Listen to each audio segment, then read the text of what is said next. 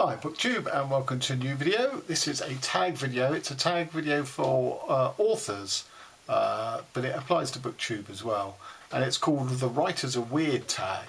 And I first saw it on Dane Cobain's channel. Very entertaining his is too. I shall post the link. And also if we get to the bottom of who actually originated it, I'll post the link to that as well. So let's go. 1. Do you have any bizarre internet searches? If so, what's the weirdest one? Well, I don't have, I do have lots of weird searches, but it's not the case of one in particular. It's the combination of them throughout a day. So I'm currently writing a book and I was actually posting my sort of 10 weirdest searches per day. So I'll just give a couple of examples of those. Peristalsis in snakes, meaning of the word abjad, the etymology of the words Sirius, Canicular and Cynic, because they're all related. I'm not sure how you pronounce this. I think it's Futhorc, which is a glyphic language. Medieval love tokens. When did national service end in the UK? Battles of Crécy and Agincourt. So that's one particular day. And I'd say, let's see, so peristalsis in snakes I did not use. Meaning of abjad I did use.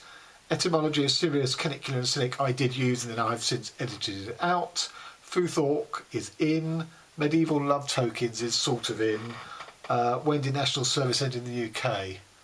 I needed that just to make sure I wasn't being factually incorrect. I didn't use it directly. Okay, Battles of Crécy and Agincourt I definitely used.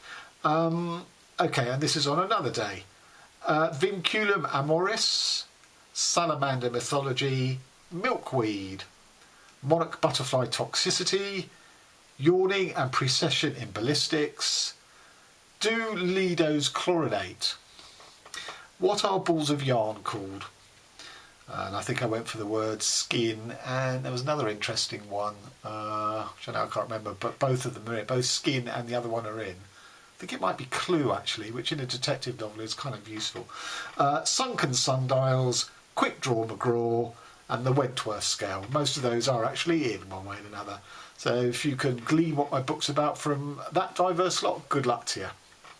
Okay, 2. Do you write people you know and dislike into your story as villains or dumb people to kill off?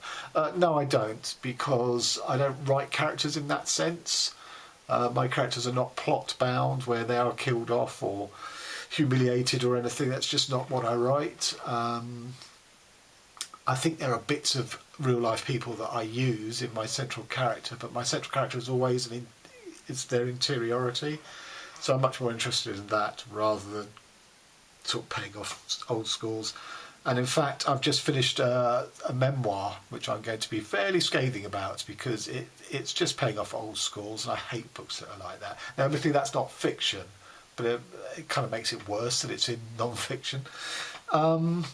3. Does personal hygiene sometimes come second to writing? Yes, I'm afraid it always does. I mean, I actually resent having to stop and eat, having to stop and sleep, stop writing and sleep. You know, anything that gets it. When I'm on a roll, when the momentum is flowing, the juices are flowing, I really resent having to stop it for external causes. 4. Do you go on baby name websites to help you name your characters? No, I don't. I never have a problem. I mean, I don't always use names. You know, a lot of my characters go unnamed, and then, for example, in my last book, 3 Dreams in the Key of G, the 3 main characters were all called variations of the same name, which derived from the word genome. So I had genome, OHM, and the genome itself. But having said that, for this batty habit I have of compiling mental lists in my head for no particular reason, names features prominently in that. So, for example, mainly culled through baseball, a history of baseball, since I've been following it, I have a list of probably 120 Spanish surnames, which I've never employed in a novel yet. And what I'm currently on is I suddenly decided to try and remember the 150 names of people I was at school with in my year in the 6th form, i.e. age 17. And I'm currently at 119, which is not bad if you consider that we're talking 39 years ago. Do you have a list of actors and actresses that would play your characters if there was an adaptation made? Well, there wouldn't be an adaptation made because I'd make sure that I'd prevent it. While the money would be nice for selling your book for film rights, I have no interest in seeing my work done as film, because I wrote it as a novel. If I wanted to write a film screenplay, I would have written a film screenplay. Each is a separate art form, and each should have writing according to the strengths of that art form. And if you're writing to the strengths of novel writing, unless you yourself are going to do the adaptation, which I would have no interest in, it shouldn't be converted into a film screenplay. Just my humble opinion. No one's going to ever want to make any of my books into films anyway, because they're all interior, and film doesn't do interiors. Have you ever stared at a stranger because they look like one of your characters? Well, not without the use of an MRI brain scan, because my characters are not really described physically. I'm more interested in their brains and the thoughts that pass in them, so that would be the only way I would recognise someone in the street. But having said that, again, 3 Degrees in the Key of G, I did actually have a physical impression of the young mother in Northern Ireland. Not that it was revealed in the book, but for some reason I had one in my head, formed while I was writing. I don't think I had it before I'd started. And it's not even important. I mean, it's never really mentioned or referred to. And then there's another character, a septuagenarian grandmother, who I shall read a slice. So this is as I say, a septuagenarian character who her community are under siege in Florida by the FBI, the DEA, and the ATF. And her presence really is only emitted online, where she puts out these sort of bulletins and broadcasts from the siege situation. Germ Granny Calling, www.net, worldwide Wi-Fi reclamation, accessing www.weewillywinky.fbi.gov, febrile bugaboo insanity. Here we are, quote, a seditious cynosure. Are you sure? Exactly what resolution is on your monitors, your vomiters? Can't you see these bunions? Here, let me kick off my slingbacks and see if I can overcome my debilitating sciatica and swivel my leg up onto the desk. There, just about managed it. Don't get too hung up on the varicose veins. It's not some secret map to any hidden arsenal out in the woods. Fair enough, you can't see my family's susceptibility to glaucoma, but there again, I can, and such foresight does me no good at all. Plus, I no longer have my own teeth. So though I wear my 70 body with matronly precision, I'm too much of a wrinkled prune to play the sweet old grandma card. I'm not alluring to anybody, though I ain't quibbling with the seditious part. Now, 3 red chilies, off you goddamn spooks. So I sort of had a vision of her body and all its sort of ailments. But yeah, on the whole, I don't really describe my characters physically, so I don't have a mental picture of them. 7. Do you talk to yourself to help work through the scenes? And if so, where do you talk to yourself?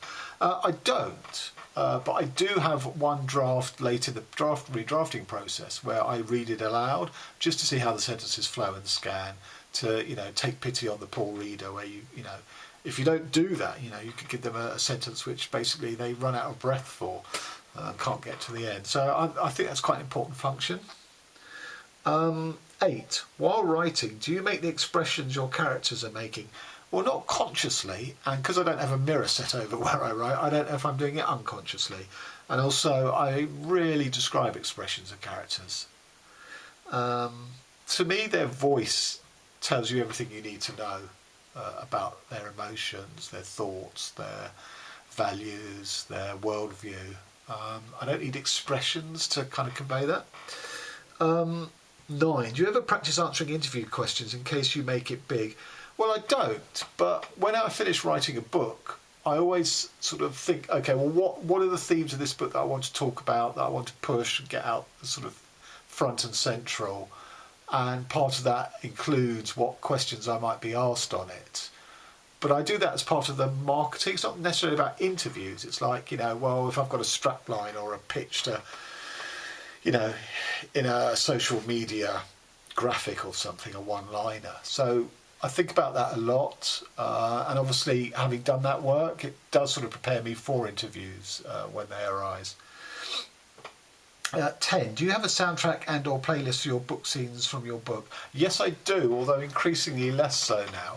I used to, before I would start writing, having sort of sat with an idea for 6 months, I would prepare a soundtrack that fed into that. So, for example, my debut novel was set in Kavos in Greece, and one of those sort of, sex and drink young people holiday resorts. So I prepared a mix of trance music and Greek rebetiko, which is the Greek blues.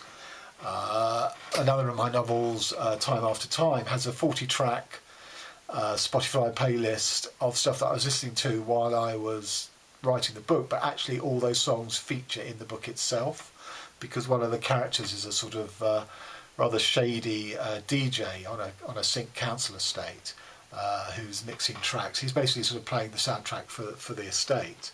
And as the novel wears on, you realise that he's not only soundtracking the two main characters, a man and a woman, their interaction. He's sort of foreshadowing it. So he's rather sinister, but all those songs are in the book just by their song title. There's no lyrics quoted, and there's a Spotify playlist which I give the link to in the back of the book. So there you have it. That was the Writers Are Weird tag. Thanks very much to Dane, even though he didn't directly tag me, he inspired me, and that's all an author can ever ask for. Till next time.